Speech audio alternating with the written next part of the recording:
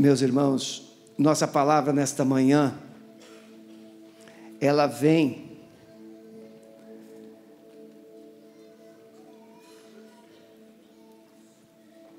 de uma necessidade que temos de renovar nossa motivação, sonhos, propósitos. Quantos aqui já sonharam com coisas e desistiram? Levante a mão. É fácil desistir, difícil é perseverar. Deus coloca uma visão no seu coração, Deus coloca um sonho, e coisas acontecem na sua vida, e você prefere desistir. José, no Egito, ou conhecido como José do Egito, ele sonhou, mas depois ele sonhou de novo. Deus está procurando pessoas que sonham, continue sonhando, e não abram mão dos seus sonhos, seja a área que for, seja familiar, profissional, espiritual, seja a área que for.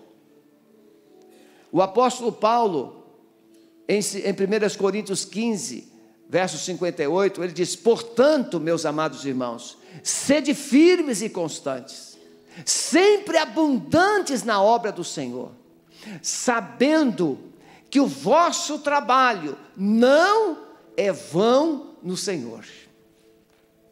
O apóstolo Paulo fala esse versículo, essa palavra, depois de ele descortinar um capítulo, 57 versículos, ele fala a respeito da esperança da ressurreição.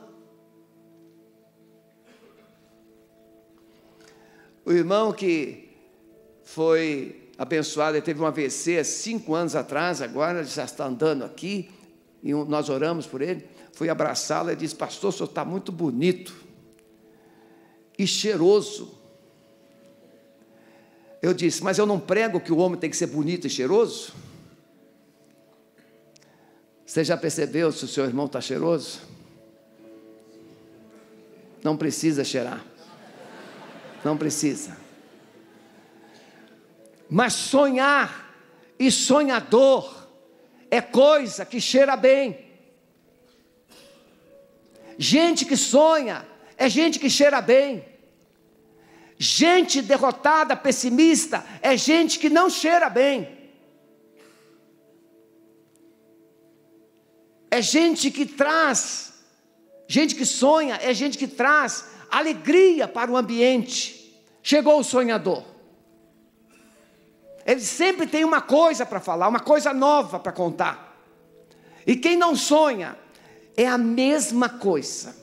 É a mesma história, é a mesma palavra, é a mesma ladainha, é a mesma reclamação, é a mesma murmuração. Meu irmão, troque o disco. Isso é pesadelo, não é sonho. Inabaláveis na visão. Deus deu uma visão para a igreja. Deus deu uma visão para você, para mim, uma igreja triunfadora, uma igreja conquistadora, uma igreja para conquistar o mundo, uma igreja que tem autoridade e poder. Eis que vos dou poder, recebereis poder e ser-me-eis testemunhas.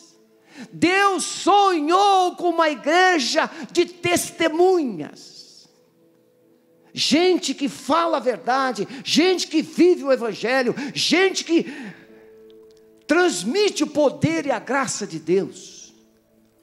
Então, depois de Paulo discorrer sobre a ressurreição e falar que a ressurreição é uma verdade, porque Cristo ressuscitou, porque se a ressurreição não existe, Jesus então não ressuscitou. E ele termina no verso 57 dizendo: mas graças a Deus que nos dá a vitória por nosso Senhor e Salvador Jesus Cristo. E é em cima dessa verdade toda que ele diz: portanto, meus amados irmãos, sede firmes, não recue, não se desanimem, não abandone o barco.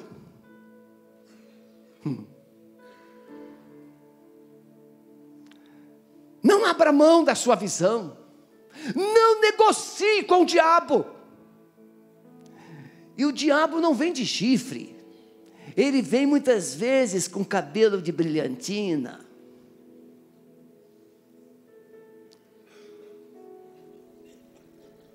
Com aquele cabelinho molhado. Gel.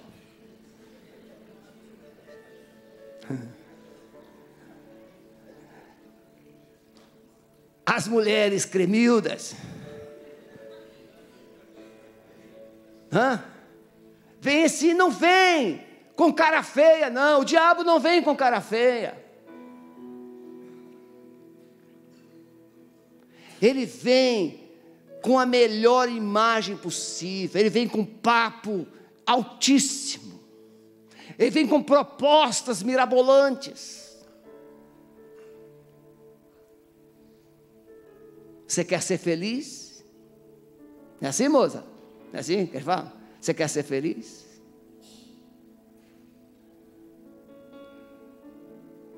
Ele tem propostas, mas a proposta de Deus é melhor. O sonho de Deus é melhor. A visão de Deus é melhor. Por isso ela é inabalável. Os sonhos de Deus não podem morrer. Não tem um cântico assim? Os sonhos de Deus não podem morrer. Profetize a cura. Uma visão pode sustentar a missão, os propósitos que Deus colocou na sua vida. O apóstolo Paulo, ele teve visões, pelo menos 3 vezes. Ele teve a visão do céu. A Bíblia diz que ele teve uma visão em que ele foi arrebatado até o 3º céu. Irmãos, a gente está aqui no templo, nós estamos aqui nesse 1º céu aqui. Agora Paulo foi arrebatado ao 3º céu, e a Bíblia diz que ele viu coisas inefáveis, que ao homem não era lícito contar, e se ele contasse, não iriam acreditar, e iriam dizer que ele estava esnobando. Por isso que tem coisas que você não precisa contar para ninguém. As suas experiências com Deus não precisarão ser contadas, elas precisarão ser vistas na sua vida, nos seus olhos, no seu coração e nos seus gestos. Porque gente que sobe ao céu, ele vai trazer o céu para a terra. Gente que sobe e anda com Deus, ele vai trazer Deus para o seu cotidiano. O jeito de falar, o jeito de ele agir. Então a visão que sustenta a missão. Deus nos deu como Alameda uma visão de conquistar a cidade de Curitiba, enchendo todas as ruas dessa cidade com células. Irmãos, como pastor na igreja, às vezes eu ficava sempre preocupado, eu não posso liderar uma célula porque eu tenho que fazer as reuniões, eu tenho que atender, eu tenho que fazer isso. Mas aí por contingência eu fui liderar uma célula. E a minha casa recebe uma célula. Quarta-feira, próxima passada agora, nós tínhamos 28 pessoas na nossa sala.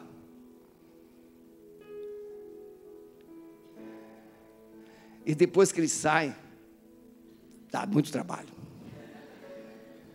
Mas que alegria. Eu ajudo a dona Sueli. Enquanto ela trabalha, eu encorajo.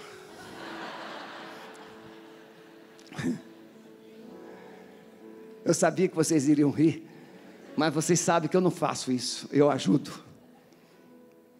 Né? Mas que alegria de ver.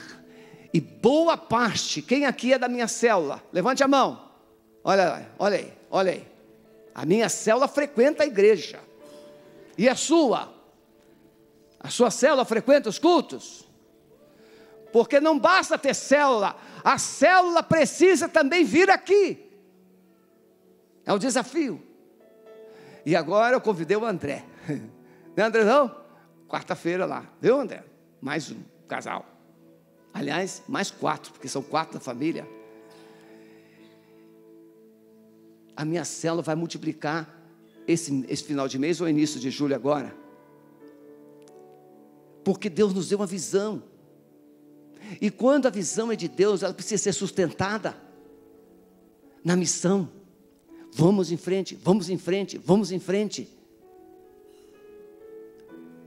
E a gente conquista o propósito de Deus. Qual é a visão que Deus já passou para o seu coração? Como pessoa, como crente, como discípulo, como família, como sacerdote. Qual a visão? Os maridos, que visão tem dado para os maridos dessa igreja? Homens, bem arrumados, cheirosos, que falam com amor, né, Luiz? Carinhosos, mas homens cheios do Espírito Santo, que quando a mulher olha para o marido, ela assim, chegou ele, oh glória! Irmãos, eu não estou tentando fazer você rir, eu estou tentando te encorajar a ser. Homens, por favor, fique um minutinho em pé. Todos os homens dessa igreja, casados e solteiros, vocês acreditam mesmo no que eu estou falando? Acreditam mesmo? Então eu quero desafiar vocês a provar isso essa semana, porque as esposas estão aqui. Essa semana, se você é filho, se você é marido, você vai fazer algo que você vai impressionar sua família. Pode sentar. Sabe por quê, irmãos? Porque nós nos tornamos semelhantes a cabides. Cabide recebe coisas, pendurando, vai pendurando. Homens, diga assim, homens, eu não sou cabide. Eu sou boca de Deus. Eu sou canal de bênção. Porque eu tenho a visão de Deus. E uma missão a cumprir. É isso aí. Então, se você tem uma visão de Deus, e a visão de Deus é ver a sua casa como um jardim regado. Um jardim regado. E você é o Adão, que já aprendeu como o Adão não deve errar mais. E uma das coisas que o Adão deve fazer, o Adão de hoje deve fazer para a Eva não errar mais, é não deixar a esposa sozinha. Mulher sozinha é um perigo. Não é verdade? No shopping, vai pacientemente com ela, sem reclamar. Cumprir a missão exige renúncia e sacrifício pessoal. Ninguém se casa para viver vida de solteiro. Casamento em que o homem ou a mulher se casa ou com o pensamento de viver como solteiro é um desastre. Você vai casar, meu amado, você que está solteiro, levante a mão. Olha aí, vai casar ou não vai? Vai. Então veja, se você vai se casar, você tem que entender que você vai casar com uma mulher. Acredito assim. E você sabe que a mulher exige altos investimentos. Só que o maior investimento que você vai fazer na sua mulher é ceder os seus olhos, os seus ouvidos para ela. O que uma mulher mais deseja nos dias de hoje é que o homem olhe para ela e admire. Meu Deus, você está linda. Pronto, ganhou o dia. Segundo, pare para escutar. Não é isso, doutora? Pare para escutar o que ela tem a dizer. Não interrompa, pelo amor de Deus. Porque se você interromper, aí você vai ter 2 dias para ouvir. Deixa ela falar tudo. Quando ela terminar de falar, você dê um abraço nela. Só. Mulheres, eu acertei? Visão. Visão de família. Ah, você quer o seu filho doutor, você quer o seu filho isso, você quer o seu filho aquilo. Tem que ter visão, e visão tem a missão. O seu filho dificilmente irá mais longe de você. Segunda coisa, a visão sustenta a missão mesmo no meio das lutas. Não são as lutas que impedem que a missão que Deus nos legou seja cumprida. Jesus, quando ele estava na cruz, Isaías registra assim: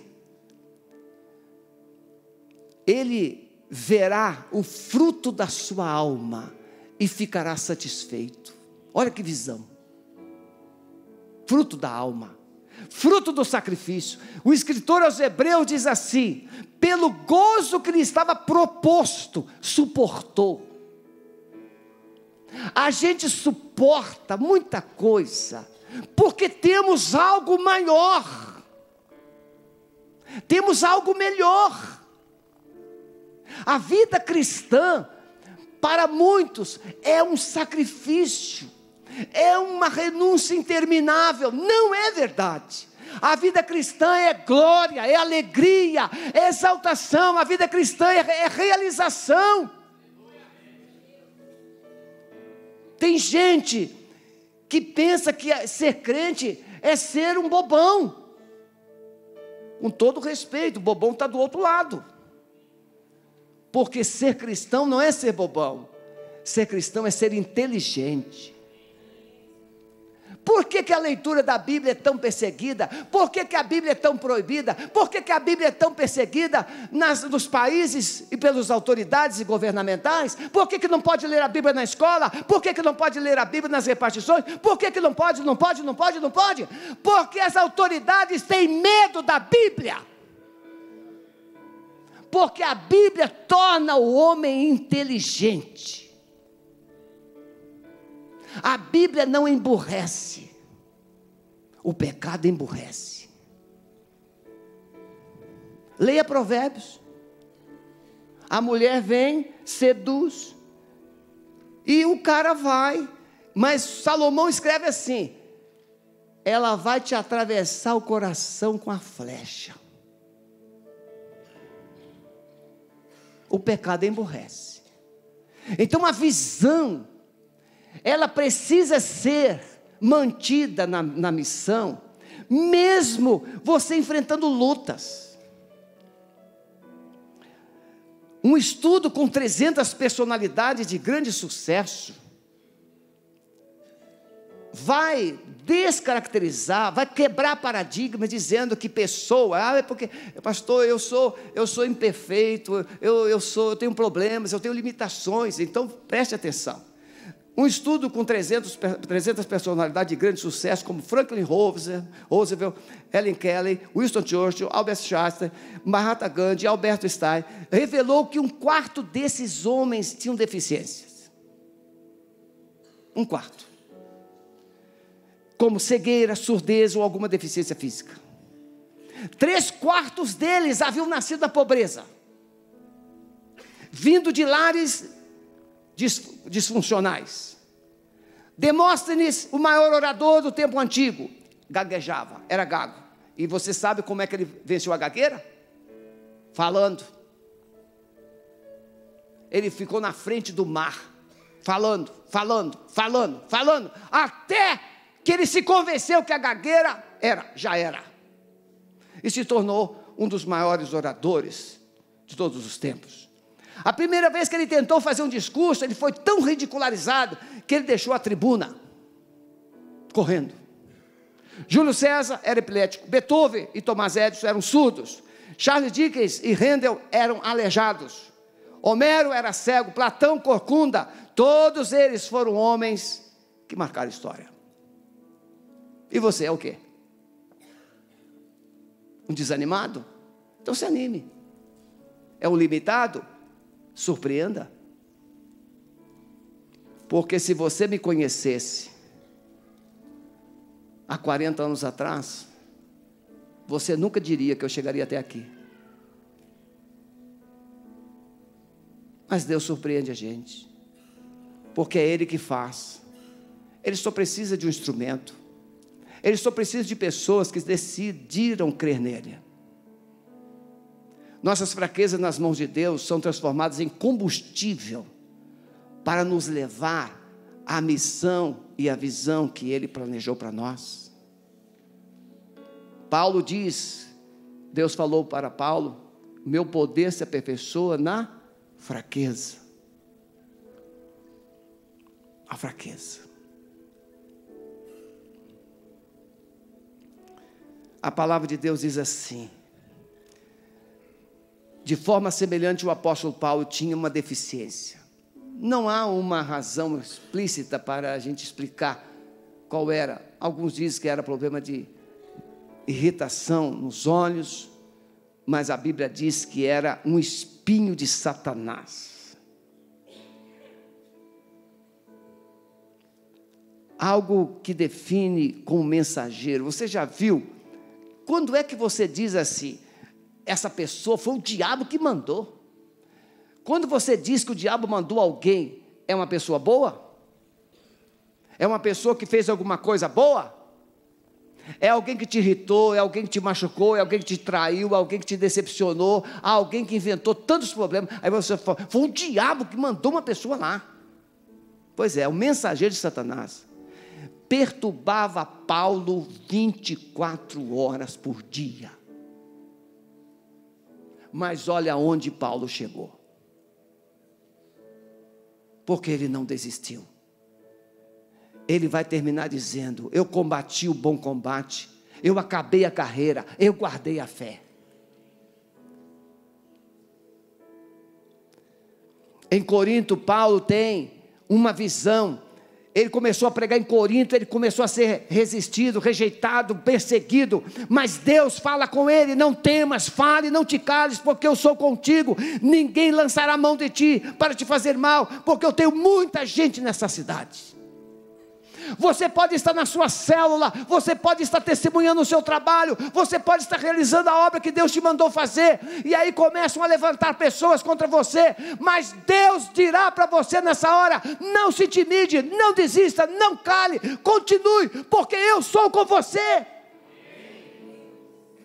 No meu primeiro pastorado, no momento terrível, difícil que eu estava enfrentando, endemoniamentos em série, um dia eu fui numa casa, e lá em Coelho Neto, no Rio de Janeiro, lá no meio da favela, cheguei lá, e um rapaz ficou endemoniado, mas um rapaz brabo, mas brabo mesmo, e eu segurei, naquele dia eu fiquei com cãibra nos dedos, e quando eu cheguei em casa, 18h30 mais ou menos, eu estava assim, ó, tremendo, porque a energia do meu corpo quase toda tinha saído. Eu falei com a Sueli, falei assim: meu amor, chega, cansei, não dá mais, não dá mais, não dá mais, não aguento mais esse negócio. Onde eu chego é endemoniamento, endemoniamento, endemoniamento, não chega, não quero mais. E fui para o gabinete chorar. Cheguei no gabinete, me joguei no chão, chorei, chorei, chorei, e abri a Bíblia, em Isaías 41, verso 10, não temas, sou contigo, não te assombres, eu sou o teu Deus, eu te esforço, eu te fortaleço, eu te ajudo, eu te sustento com a destra da minha justiça. Ah, meus irmãos, eu dei um salto. Falei: senhor Satanás, se você quer perturbar, então você encontrou. Vamos lá. E o cara voltou no culto da noite, era uma quarta-feira, e eu rolei com ele. Naquele tempo o pastor usava terno o tempo todo, calor de 40 graus, terno.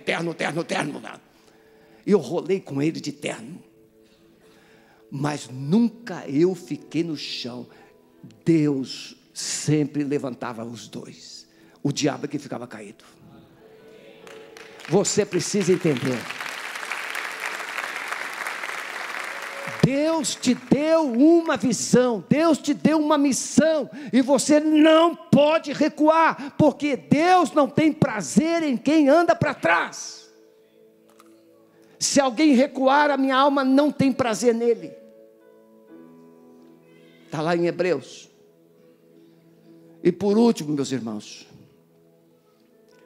entender que a nossa missão por mais espinhosa que seja, ela será concluída. Você já pode marcar a data da vitória. Ela vai ser concluída. Esse tempo nós marcamos a data da inauguração, quando estava no meio. Aquele prédio nós marcamos a data da inauguração.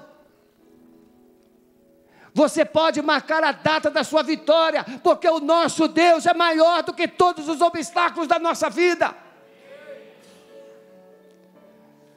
O apóstolo Paulo vai nos ensinar algumas coisas bem preciosas. Quando ele fala aos coríntios, ele diz assim: mas de nada faço, nem tenho, perdão, isso aqui quando ele está terminando, não tenho minha vida como preciosa, contanto que eu cumpra com alegria a carreira, o ministério, a missão que Deus me confiou, que eu recebi do Senhor. Temos, porém, este tesouro em vasos de barro, para que a excelência do poder seja de Deus e não de nós. Em tudo somos atribulados, mas não angustiados, perplexos, mas não desanimados, perseguidos, mas não desamparados, abatidos, mas não destruídos, trazendo sempre por toda parte a mortificação do Senhor Jesus no nosso corpo, para que a vida de Jesus se manifeste também em nossos corpos. E assim nós que vivemos estamos sempre entregues à morte por amor de Jesus, para que a vida de Jesus se manifeste também em nossa carne mortal. Paulo fala também: porque tenho para mim que Deus nos pôs a nós apóstolos por últimos, como condenados à morte, pois somos feitos espetáculo ao mundo, aos anjos e aos homens. Nós somos loucos por amor de Cristo e vocês são sábios. Nós fracos, vós fortes, vós ilustres e nós vis, até presente, ora, sofremos fome e sede, estamos nus, recebemos bofetadas e não temos pousada certa, nos afadigamos.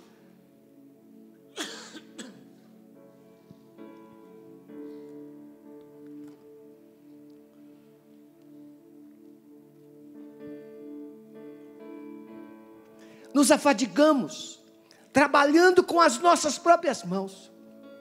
Somos injuriados e bendizemos, somos perseguidos e sofremos, somos blasfemados e rogamos. Até o presente temos chegado a ser como o lixo deste mundo, como a escória de todos. Meus irmãos, Deus nunca nos deu algo além das nossas possibilidades. Paulo, escrevendo aos Coríntios, ele diz: nenhuma provação virá sobre vós senão humana, porque Deus não vos deixará provar além do que possais suportar, porque junto com a provação Ele dará também o escape. Eu quero desafiar você, membro da Alameda, você que está nos ouvindo em casa: não negocie os sonhos de Deus na sua vida. José foi tentado, mas foi o sonho dele que não o deixou cair. Saulo foi esmagado muitas vezes, preso, espancado, mas o sonho, a visão que Paulo havia tido da glória de Deus, o mantinha em pé. Estevão, na hora da sua morte, ele olha para os céus e vê os céus abertos, e ele vê Jesus em pé, à direita do trono. E Estevão teve forças para perdoar os seus algozes na hora da morte. É a visão que sustenta a missão. uma visão de um Deus de amor, uma visão de um Deus glorioso, uma visão de um Deus poderoso, uma visão de uma obra tremenda que precisa ser realizada, que vai nos manter de pé, firmes, inabaláveis. Então, não desanime, porque vocês não têm noção. Se eu cheguei até aqui, você pode chegar muito mais longe. Você pode ser mais do que vencedor. Amém?